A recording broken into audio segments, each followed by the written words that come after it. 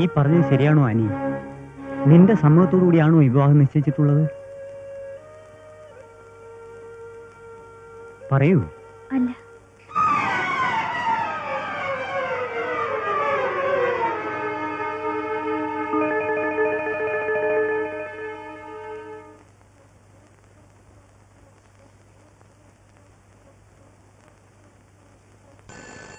Phone phone phone phone.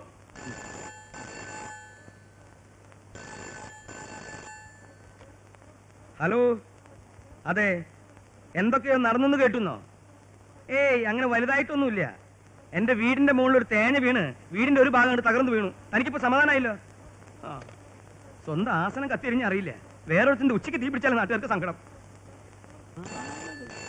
ശരിക്ക് തരാം. പത്രോസോ കെട്ടിത്തൂങ്ങി ചത്തു. ഓടോ, ഇല്ലാത്ത കാര്യം പറയരുത്. ആരാ മനുഷ്യങ്ങനെ ബുദ്ധിമുട്ടിക്കണേ?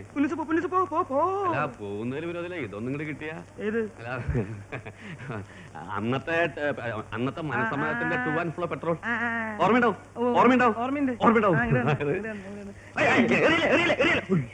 ഞാനിവിടെ തീർന്നുകൊണ്ടിരിക്കുക. അപ്പോൾ എന്റെ പെട്രോൾ ബില്ലും കുന്തോ. എന്താ പത്രോസ് നമ്മള് തമ്മിൽ? ഇതെനിക്ക് നാളെ മേടിച്ചൂടെ? അപ്പൊ ഞാൻ വരട്ടെ. ഈ ഫോണൊന്ന് ഞാൻ ചവിട്ടി പൊളിക്കും. ഞാൻ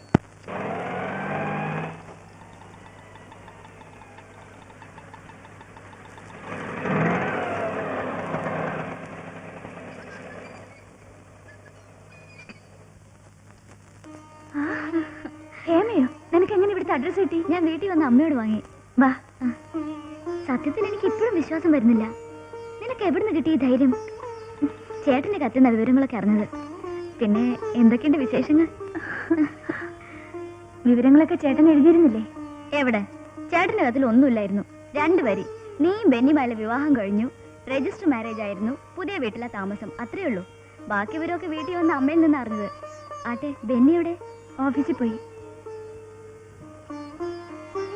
ആ, പിന്നെ എന്താ ഇത്? നിന്റെ വിവാഹത്തിനുള്ള എന്റെ പ്രസന്റ്. വേണ്ട ഹേമേ, പറയുന്നു കേക്ക്.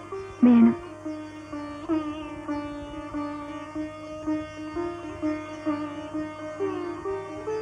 എനിക്ക് ഇന്ന് തന്നെ തിരിച്ചു പോണം. ഇന്ന് തന്നെയോ? നാളെ ബന്ധല്ലേ, വണ്ടിയൊന്നും ഉണ്ടായിന്ന് വരില്ല. ഇന്ന് തന്നെ വീട്ടിലെത്തണം. വാ, കാപ്പി കുടിച്ചിട്ട് പോവാം. താൻ എന്തോടോ ഈ താറാമുട്ട കച്ചവടത്തിന് നഷ്ടം വന്ന പോലെ ഇരിക്കണേ? ചോദിച്ചതിന് എന്തെങ്കിലും മറുപടി പറയൂ. പത്രോസിയേട്ടനോട് എനിക്ക് കടപ്പാടുണ്ട് എന്നുള്ളത് സത്യം. പക്ഷേ തക്കതായ ഒരു കാരണവും കൂടാതെ ബെന്നിയെ പിരിച്ചുവിടാൻ എനിക്കാവില്ല പത്രോസിയേട്ട. തന്നെയുമല്ല, ബെന്നി എന്റെ സ്റ്റാഫിൽ വെച്ച് ഏറ്റവും സമർത്ഥനും സിൻസിയറുമാണ്. അവൻ പോയാൽ പകരം അത്രയും ഏബിൾ ആയിട്ടുള്ള ഒരാളെ കിട്ടുമെന്ന് സംശയമാണ്. പിന്നെ ഇതൊന്നും കൂടാതെ ഞാൻ പ്രേമിച്ച് വിവാഹം കഴിച്ചവനാ. അങ്ങനെയുള്ള ഞാൻ ആ ഒരു കാരണം മനസ്സിൽ വെച്ചുകൊണ്ട് ബെന്നിയെ ജോലിയിൽ നിന്ന് പിരിച്ചുവിട്ടാൽ ദൈവം എന്നോട് പൊറുക്കുമോ പത്രോസേട്ടാ? ദൈവം പൊറുക്കും, ഞാൻ പൊറുക്കില്ല. ഇതൊഴിച്ച് മറ്റെന്ത് വേണമെങ്കിലും പത്രോസേട്ടൻ എന്നോട് ആവശ്യപ്പെടാം. അനുസരിക്കാൻ ഞാൻ തയ്യാറുമാണ്. തുറന്നു പറഞ്ഞതിൽ എനിക്ക് സന്തോഷമുണ്ട്. തനിക്ക് എന്നെ കൊണ്ട് ഇനിയും ആവശ്യം വരും. ഇതിനുള്ള മറുപടി ആ സമയത്ത് ഞാൻ തരാം.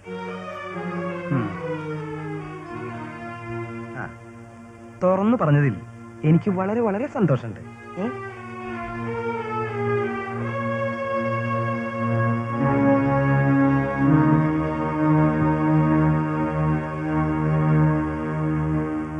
പ്രിയപ്പെട്ട നാട്ടുകാരെ, നാടിന്റെ നീറുന്ന 100 പ്രശ്നങ്ങൾക്ക് പരിഹാരം കാണണമെന്ന് ആവശ്യപ്പെട്ടുകൊണ്ട്, അടിക്കടി വഷളായിക്കൊണ്ടിരിക്കുന്ന ക്രമസമാധാനം പുനഃസ്ഥാപിക്കണമെന്ന് ആവശ്യപ്പെട്ടുകൊണ്ട്, കുതിച്ചുയരുന്ന വിലക്കയറ്റം നിയന്ത്രിക്കണമെന്ന് ആവശ്യപ്പെട്ടുകൊണ്ട് കേരളദേശം പാർട്ടിയുടെ നേതൃത്വത്തിൽ നാളെ നടക്കുന്ന കേരള ബന്ദ് പരിപൂർണ വിജയമാക്കി തീർക്കാൻ ബഹുമാന്യരായ എല്ലാ നാട്ടുകാരുടെയും സഹകരണങ്ങൾ ഞങ്ങൾ അഭ്യർത്ഥിച്ചുകൊള്ളുന്നു. ഇയാളാണ് സാർ. വിവരങ്ങളൊക്കെ തന്നോട് സുബ്രഹ്മണ്യം പറഞ്ഞില്ല? പറഞ്ഞു സാർ. പക്ഷേ ഇവിടെയുള്ളവരാരും വേണ്ട. തമിഴ്നാട്ടിൽ നിന്ന് 100 കിലോ തൂക്കം വരുന്ന നല്ല തടിയൻ മരം ഞാൻ കൊണ്ടുവരാം. എന്തിനെ? Weight lifting? എല്ലാം നല്ല തല്ലുകാരാ സാർ. ജോലിയും കഴിഞ്ഞ് കൊടുത്തതും വാങ്ങി മിണ്ടാതെ അവരങ്ങ് പൊക്കോളും. കഴുത്ത് പോയാലും അവരാരോടും ഒന്നും പറയില്ല സാർ. കഴുത്ത് പോയാ പിന്നെ ആരോടോ മിണ്ട? അടിച്ചു കൊല്ലൊന്നും വേണ്ട. അവന്റെ കൈയും കാലും ഇങ്ങനെ ചതച്ച് ചമ്മന്തി ആക്കണം. ഏറ്റു കുറഞ്ഞത് 1 വർഷമെങ്കിലും അവൻ ആശുപത്രി കിടക്കണം. അത്രയല്ലേ ഉള്ളൂ.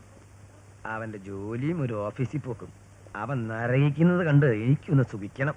അല്ല, സാറിന്റെ മരുമകനെ തന്നെയല്ലേ ഈ നായിന്റെ ആള് ബോക്സറാ. ചിലപ്പോ സാറിന് ബോക്സറാണോ?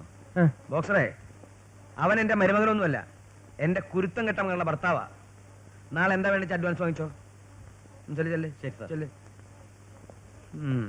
ഇത് കഴിഞ്ഞിട്ട് വേണം എനിക്ക് തിരുവനന്തപുരം വരെ ഒന്ന് പോവാൻ. കയ്യിലെ കാശ് മുഴുവൻ ചെലവായാലും ശരി, ആ ഡോക്ടറെ ഞാൻ കാസർഗോഡ് മുതൽ പാറശാല വരെ നെട്ടോട്ട് ഓടിക്കും. നെട്ടോട്ടം നെടുവോട്ടം ഓടിക്കണം. അത്രയ്ക്ക് ദുഷ്ടനാ ഡോക്ടർ.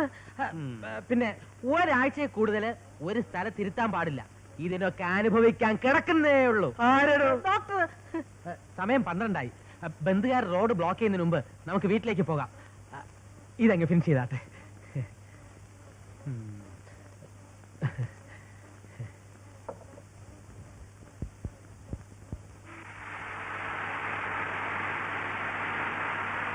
സുബ്രഹ്മണ്യം സർ, നീ കൊണ്ടുവന്ന ആളെങ്ങനെ പറഞ്ഞതുപോലെ ചെയ്യോ അതോ കാശും വാങ്ങി എന്നെ? ഒരു സംശയം വേണ്ട സർ, അയാൾ പറഞ്ഞ പോലെ തന്നെ ചെയ്യും. അവൻ കൈയും കാലും ഒടിഞ്ഞ് ആസ്പത്രിയിൽ കിടന്ന് നരകിക്കുന്നത് എനിക്കൊന്ന് കാണണം. അവൻ വന്ന് എന്റെ കാലിൽ സാഷ്ടാംഗം വീഴണം. എന്നിട്ട് വേണം എനിക്കൊന്ന് പൊട്ടിച്ചിരിക്കാൻ.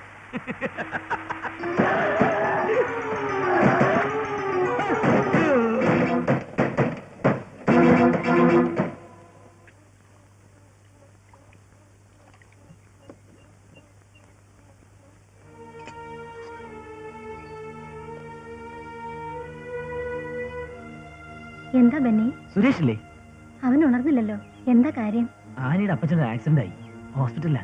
ആക്സിഡന്റോ? ആർക്കാ ആക്സിഡന്റ്? ആനിയുടെ അപ്പച്ചനാ. എന്റെ ദൈവമേ, പത്രോസിനോ?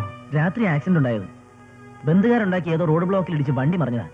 വെളുപ്പിന് ആരോ കണ്ടു, അവരെ ഹോസ്പിറ്റലാക്കിയത്. വേറെ ഡോക്ടർമാരും ഇല്ലാത്തോണ്ടാ സുരേഷിനെ വിളിക്കാൻ ഞാൻ ഇങ്ങോട്ട് വന്നത്. മേരിക്കുട്ടിയെ വിവരം അറിയിച്ചോ? അവര് സ്ഥലത്തില്ല, ഏതോ ബന്ധു വീട്ടിൽ പോയിരിക്കുക. പത്രോസിന് സീരിയസ് ആണോ? ഹെഡ് ഇഞ്ചുറിയാ. കണ്ടിട്ട് വളരെ സീരിയസ് ആണെന്ന് തോന്നുന്നു. രക്തം ഒരുപാട് പോയി. കാറിൽ വേറെ ആരൊക്കെ ഉണ്ടായിരുന്നു? സുബ്രഹ്മണ്യന് മാത്തുക്കുട്ടി ഉണ്ടായിരുന്നു. അവർക്ക് വലിയ കുഴപ്പമൊന്നുമില്ല. മോനെ, പത്രോസിന് ആക്സിഡന്റ് പറ്റിയെന്ന്. ആശുപത്രി വേറെ ഡോക്ടർമാർ ആരുമില്ലെന്ന്. നീ ഒന്ന് വേഗം ചെന്നേ. എനിക്ക് പറ്റില്ല, ഞാനൊന്ന് ഓഫാ. ഓഫായാൽ എന്താ? അത്യാവശ്യം വന്നാ പൊക്കൂടെ? എനിക്കൊരു അത്യാവശ്യമില്ല. എനിക്ക് അത്യാവശ്യമുണ്ട്. അച്ഛൻ എന്നെ നിർബന്ധിക്കണ്ട, ഞാൻ പോവില്ല. കാരണം നമ്മളെ ദ്രോഹിക്കാവുന്നതിന്റെ മാക്സിമം ദ്രോഹിച്ച് ഒരു മനുഷ്യനെ രക്ഷിക്കണമെന്നാണ് അച്ഛൻ പറയുന്നത്. നിർത്ത്. നീ ഡോക്ടറേത് എന്റെ പണം കൊണ്ട് മാത്രമല്ല, നാട്ടിലെ ജനങ്ങളുടെ പണം കൊണ്ടുകൂടിയാ. നിനക്ക് സർക്കാർ ശമ്പളം തരുന്നത് ശത്രുവിനെയും മിത്രത്തെ നോക്കി ചികിത്സിക്കാനല്ല. അച്ഛന് എളുപ്പം ഗാന്ധിജി യേശു ക്രിസ്തു ആവാൻ കഴിഞ്ഞിരിക്കും, പക്ഷെ എനിക്കതിന് കഴിയില്ല. കഴിയണം. ഒരുത്തൻ ആപത്ത് വരുമ്പോഴല്ല വാശിയും വൈരാഗ്യവും കാണിക്കേണ്ടത്. ഒരാളെ സഹായിക്കാൻ ഈശ്വരൻ തന്ന അവസരം നീ പാഴാക്കരുത്. അയാൾക്ക് ഈശ്വരൻ കുറിച്ച് ശിക്ഷയായത്. ആയിക്കോട്ടെ, so what, you do your duty. നീ ശങ്കരവാര്യരുടെ മകനാ, അത് മറക്കണ്ട. മോനെ,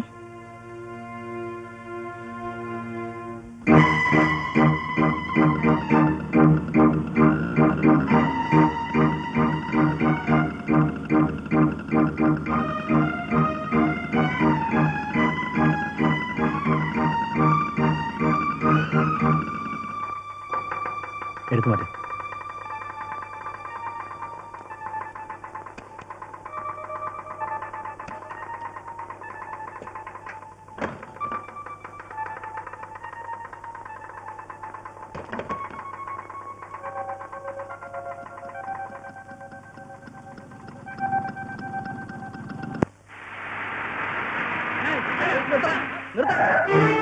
ഇങ്ങോട്ട് ഇറങ്ങണം. ബന്ധുവിന്റെ എന്താണ് വണ്ടി ഓടിക്കുന്നത്? ഇങ്ങോട്ട് ഇറങ്ങണം. ഇറങ്ങി വാടക.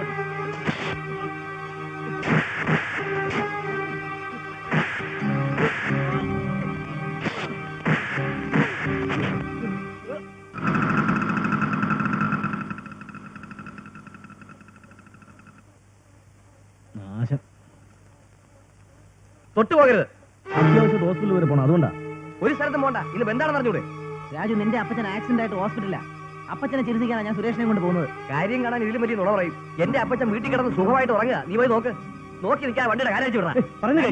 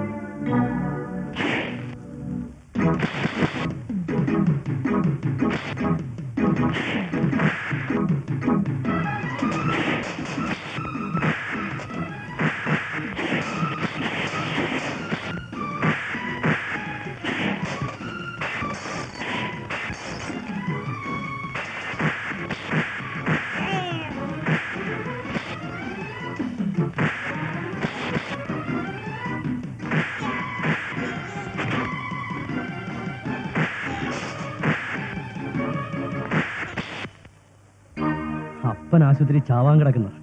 അവന്റെ ഒരു ബന്ധം രാഷ്ട്രീയവും. പോടാ.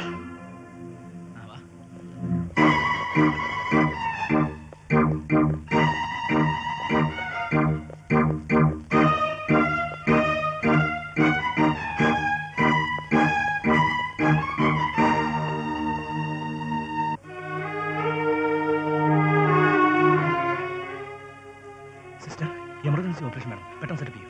വെളുപ്പിനെ കറണ്ട് പോയതാ, ഇതുവരെ വന്നിട്ടില്ല doctor.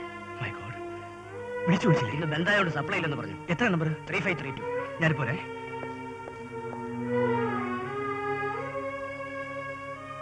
Hello, electricity ബോർഡല്ലേ?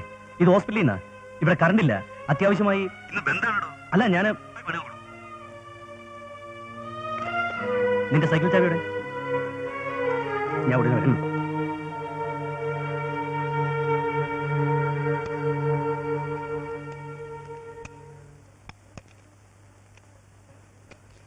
Excuse me, ഞാൻ ഡോക്ടർ സുരേഷ്, ഇവിടുത്തെ ഹോസ്പിറ്റലിലെ ഡോക്ടറാണ്.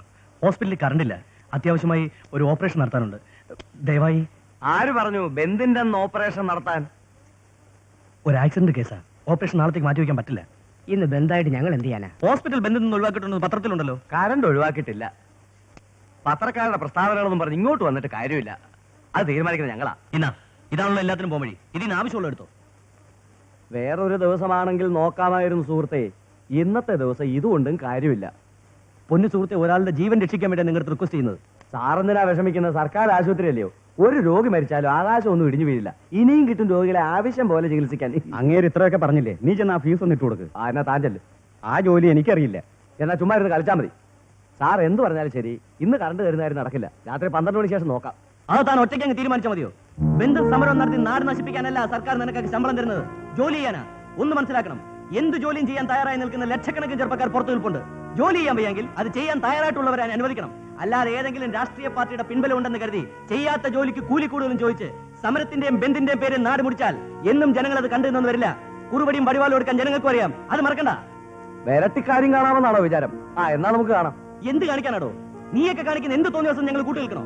നിങ്ങളൊക്കെ ഒന്ന് മനസ്സിലാക്കണം, ഒരു കാർ ആക്സിഡന്റ് പെട്ട് മരിക്കാറായി കിടക്കുന്ന ഒരു പേഷ്യന്റിന് ഓപ്പറേറ്റ് ചെയ്യാൻ വേണ്ടിയിട്ടാ യുവമാരുടെ കറണ്ട് ചോദിച്ചത്. രാഷ്ട്രീയം പൊതുജന സേവനത്തിന്, ഉപദ്രവത്തിനല്ല. താൻ ആരുവാ? മഹാത്മാഗാന്ധി? നിന്റെ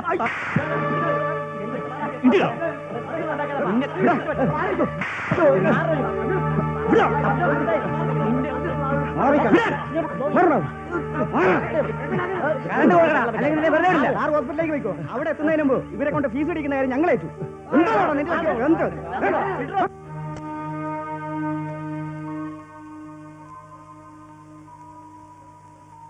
പേടിക്കാനൊന്നുമില്ല. നീ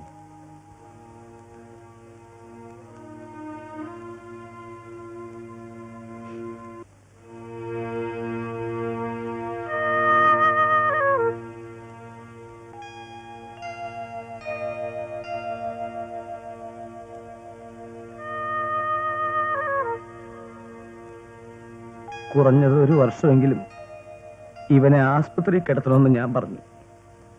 അതെന്നെ ഈ ഗതിയിലെത്തിച്ചു. ഇവനെ നെട്ടോട്ട് ഓടിക്കണമെന്ന് പറഞ്ഞു. എന്നിട്ട് എന്തായി? എന്റെ ജീവൻ രക്ഷിക്കാൻ ഇവൻ തന്നെ വേണ്ടി വന്നു.